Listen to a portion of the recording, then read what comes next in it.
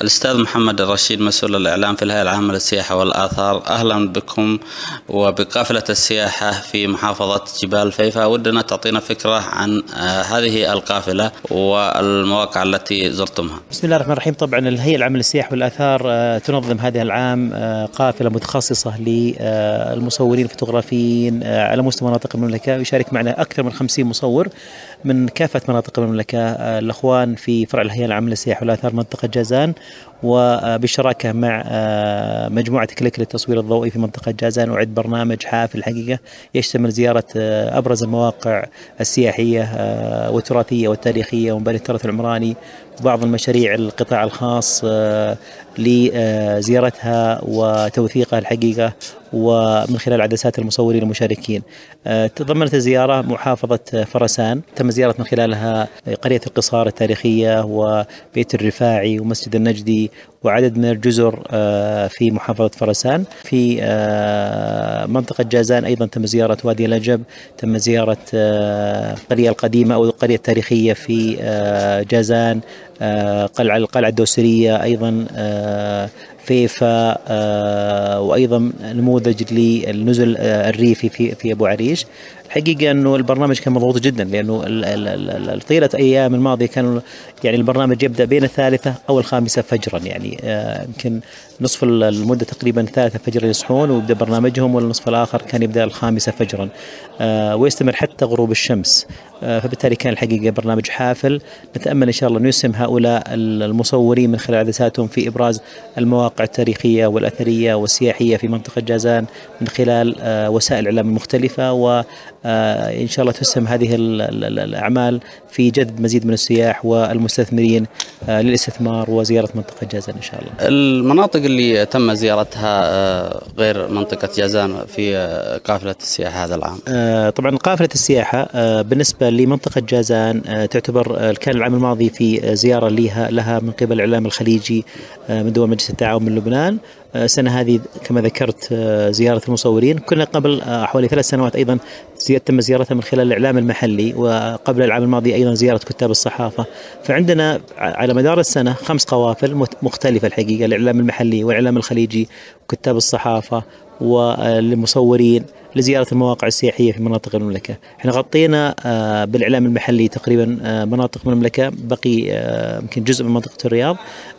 بالمصورين هذه أول قافلة، هي تعتبر 17 التي تنظم الهيئة من قوافل السياحة. هذه تعتبر أول قافلة للمصورين. كنا في السابق نطعم كل قافلة بعدد من المصورين، لكن في هذا العام خصصنا أكثر من 50 مصور لزيارة المنطقة، وإحنا عندنا خطة إن شاء الله نغطي كل مناطق المملكة بزيارة المصورين بإذن الله إن شاء الله. ألا ترى أنه قصر الحملة على المصورين فقط يفقد الحملة المادة الإعلامية؟ أنتم هنا تركزون على الصورة فقط، والصورة مهمة طبعا، لكنه المادة أيضا مهمة. ما في شك. الحقيقة زي ما ذكرت قبل قليل منطقة جازان تم زيارتها بالإعلام المحلي، 32 إعلامي سبق زاروها بالتلفزيون السعودي بقنواته والصحف والمجلات. والسنة اللي بعدها زرنا بأعضاء مجلس الشورى وكتاب الصحافة، وكان زيارتهم لهم المنطقة هنا. العام الماضي تم زيارتها أيضا بالإعلام الخليجي من دول مجلس التعاون من لبنان أيضا هنا، والسنة هذه بالمصورين. فبالتالي احنا كل سنة لنا يعني قافلة مختلفة عن القافلة. في قوافل تستهدف الإعلام وتنشر معلومات عن المناطق اللي بتزورها. وجد أنه في ضعف أحيانا في بعض الصور اللي تعرف بمناطق المملكة، فبالتالي ركزنا في هذه القافلة على المصورين المحترفين والهواة. طبعا القافلة تضم أكثر من 50 مصور، في محترفين، في هواة، في مبتدئين، في مصورين يوتيوب، في مصورين تحت الماء. ففي تنوع من خلال عدسات المصورين المشاركين. طبعا بلا شك أن الصورة لها دور في جذب السائح أو في تسويق السياحة وتسويق المواقع السياحية.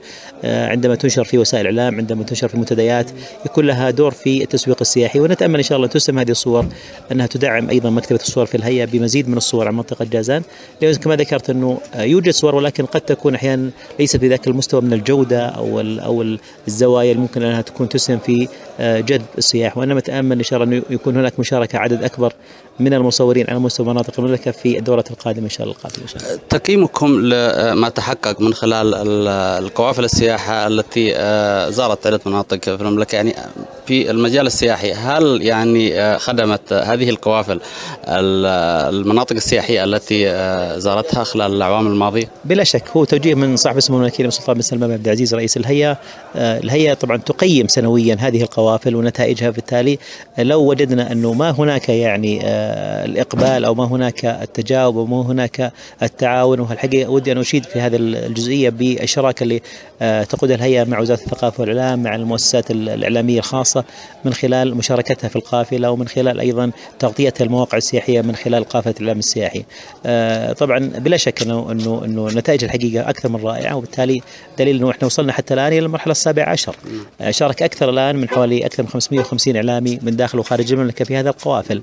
لو وجدنا أنه هناك قصور أو هناك ما هناك النتائج يعني المرضية، لم نستمر في هذه القوافل، وإنما الحقيقة أنه يعني نتائج الحقيقة بالنسبة لنا أكثر من رائعة.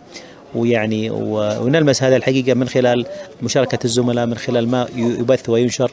يعني صحيفتين من صحف الخليج يعني نشرت العام الماضي عن منطقة نجران وجازان أكثر من 18 صفحة، صفحتين متقابلة، من صفحة إلى صفحتين متقابلتين.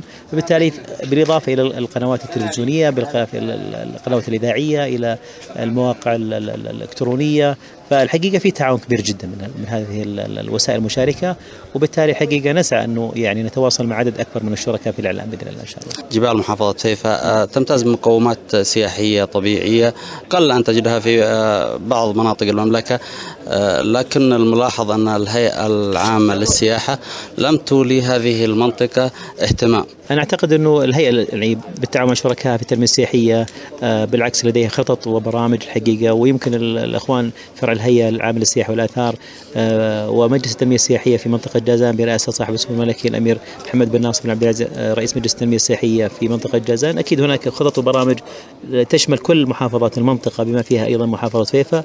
وبلا شك يعني فيفا الحقيقة تعتبر من أبرز المواقع السياحية على خارطة السياحة السعودية، ونتأمل لها إن شاء الله أن يكون هناك دور أكبر من مجال رجال الأعمال والمستثمرين للاستثمار في هذا الجزء الغالي من وطننا الحبيب إن شاء الله. شكرا أستاذ محمد. شكرا.